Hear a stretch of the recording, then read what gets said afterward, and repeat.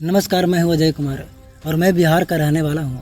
लेकिन आज मैं आपको एक ऐसे राज्य की कहानी सुनाने जा रहा हूं जिसकी महानता पर संदेह करना केवल अज्ञानता ही नहीं बल्कि मानसिक दिवालियापन भी है।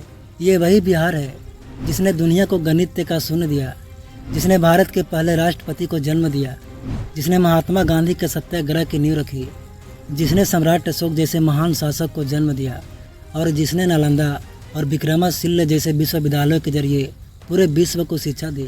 लेकिन आज कुछ लोगों को बिहार पिछड़ेपन की पहचान लगता है। कुछ लोगों को बिहार से शर्म आती है। उन्हें लगता है कि अगर बिहार को भारत से अलग कर दिया जाए तो देश विकसित हो जाएगा। आज इस वीडियो के माध्यम से उन सभी लोगों को जवाब देना चाहता हूं जो बिहार को हेय दृष्टि से देखते हैं। यह वीडियो हर उस इंसान तक पहुंचनी चाहिए जो बिहारियों का मजाक उड़ाता है, जो बिहार के गौरवशाली इतिहास से अनजान है। कुछ दिन पहले सोशल मीडिया पर एक वीडियो वायरल हुआ। वीडियो में एक शिक्षिका जो किसी छोटे मोटे स्कूल की नहीं बल्कि केंद्रीय विद्यालय की शिक्षिका थी, बिहार के बारे में भद्दी बातें कर रही थी।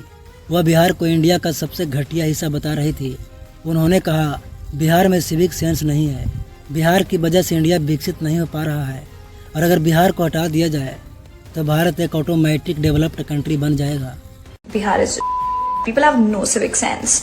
मेरे से क्या दुश्मनी थी? मुझे इंडिया के वर्स्ट पोस्टिंग दे दी।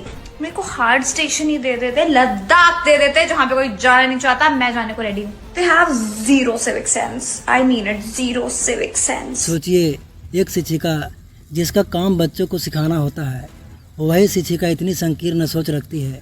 लेकिन अब सवाल यह है, क्या सच में बिहार पिछड़ा है? क्या बिहार ने इस देश को कुछ नहीं दिया? आज मैं आपको बिहार के गौरवशाली इतिहास से रूबरू कराऊंगा। शायद मैडम ने नालंदा विश्वविद्यालय का नाम सुना हो। अगर नहीं सुना तो बता दूं कि एक समय में नालंदा दुनिया का पहला और सबसे प्रतिष्ठित विश्वविद्यालय हुआ करता था। पूरे विश्व से विद्यार्थी यहाँ शिक्षा लेने आते थे। आज जब दुनिया के टॉप विश्वविद्यालयों की चर्चा होती है तब हमें याद रखना चाहिए कि शिक्षा की असली शुरुआत बिहार से ही हुई थी। बिहार का ही विक्रमशिला विश्वविद्यालय भी बौद्ध शिक्षा का एक महत्वपूर्ण केंद्र था, जहाँ धर्म, दर्शन और तंत्र विज्ञान पढ़ाया जाता था। प्राचीन काल में बिहार विशाल साम्राज्यों का केंद्र था। मौर्य साम्राज्य, गुप्त साम्राज्य, पाल साम्राज्य, ये सभी बिहार की धरती पर पनपे। क्या आपने चंद्रगुप्त मौर्य, समुद्रगुप्त और चाणक्य का नाम सुना है? शायद नहीं, वरना बिहार को पिछड़ा कहने की हिम्मत ना करते। क्या आपने सम्राट अशोक के बारे में सुना है? वही अशोक जिसने पूरी दुनिया को शांति और अहिंसा का पाठ पढ़ाया। वही अशोक जिसने अपने शासन काल में 23 विश्वविद्यालयों का निर्माण करवाया। जिस अशोक की लाट संविधान की ताकत का प्रतीक है, वही अशोक बिहार से था। और आप कहती है कि बिहार बेकार है। क्या यह लोग पिछड़े थे? क्या इनका योगदान भारत के लिए मायने नहीं रखता? बिहार युवा भूमि है जहाँ भगवान बुद्ध को ज्ञान प्राप्त हुआ था। यह वही स्थान है जहाँ से बौद्ध धर्म की जड़ें फैली और पूरी दुनिया में शांति और अहिंसा का संदेह गया। यही नहीं, भगवान महावीर जो जैन धर्म के 24वें तीर्थकर थे, वे भी बिहार से थे। बिहार के बिना भारत की आध्यात्मिकता अधूरी है। 1857 की क्रांति में वीर कुंवर जैसे नायक अंग्रेजों से लड़ते रहे। 1917 में महात्मा गांधी ने अपना पहला सत्याग्रह आंदोलन चंपारण की धरती से शुरू किया। क्या बिहार पिछड़ा था या फिर बिहार ने भारत को नई दिशा दी थी? डॉक्टर राजेंद्र प्रसाद जो भारत के पहले राष्ट्रपति बने, वे बिहार से थे। क्या आपने जयप्रकाश नारायण का नाम सुना है? वही जेपी जिनकी चिंगारी ने इंदिरा गांधी की सरकार तक को हिला दिया था। बिहार ने संपूर्ण क्रांति का नेतृत्व किया था। ये भी बिहार से थे। अगर आज भारत में सबसे ज़्यादा IAS और IPS अधिकारी किसी राज्य से आते हैं तो वह बिहार है। हर साल सैकड़ों बिहारी युवा UPSC की परीक्षा पास करके देश की प्रशासनिक व्यवस्था को संभालते हैं। और मैडम, आप बोलते हैं कि बिहार पिछड़ा है। अगर आप बिहार के इतिहास को अच्छे से पढ़ते तो आपको बिहार के बारे में भद्दी बातें करने की हिम्मत नहीं होती। आर्यभट्ट जिन्होंने दुनिया को शून्य दिया, वे बिहार के थे। क्या मैडम जानती हैं कि आज की डिजिटल दुनिया की नींव बिहार के इसी योगदान से रखी गई थी? बिहार का मखाना और लीची पूरी दुनिया में प्रसिद्ध है। बिहार के ही शाही लीची को GI टैग मिला हुआ है।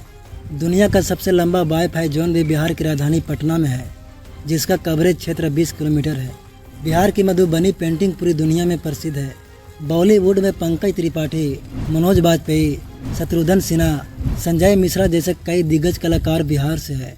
क्या आपको पता है कि दुनिया का सबसे पुराना हिंदू मंदिर मुंडेश्वरी मंदिर बिहार के कैमूर जिले में स्थित है? बिहार के चंपारण में स्थित केसरिया स्तूप दुनिया का सबसे ऊंचा और सबसे बड़ा बौद्ध स्तूप है।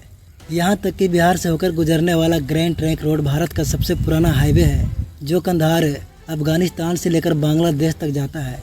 मैडम दीपाली शाह, आपने कहा कि बिहारियों में सिविक सेंस नहीं है, लेकिन क्या आपको पता है कि दिल्ली, मुंबई और पूरे भारत की अर्थव्यवस्था में बिहारी मजदूरों का कितना योगदान है? अगर बिहार के लोग पलायन करना बंद कर दे तो दिल्ली और मुंबई जैसे शहर थम जाएंगे। तो आखिर कौन पिछड़ा है, बिहार या फिर वो मानसिकता जो बिहार को पिछड़ा समझती है? बिहारी होना शर्म की बात नहीं, गर्व की बात है। जो लोग बिहार को पिछड़ा कहते हैं, उन्हें बिहार का इतिहास पढ़ने की आवश्यकता है। मैडम जैसे सोच को सस्पेंड करने की ज़रूरत है। बिहार को समझने की ज़रूरत है, बिहार को देखने की ज़रूरत है। इस वीडियो को हर उस इंसान तक पहुंचाइए जो बिहारी शब्द को गाली समझता है। उसे बताइए कि बिहारी होना गर्व की बात है, शर्म की नहीं। जय हिंद, जय भारत, जय बिहार।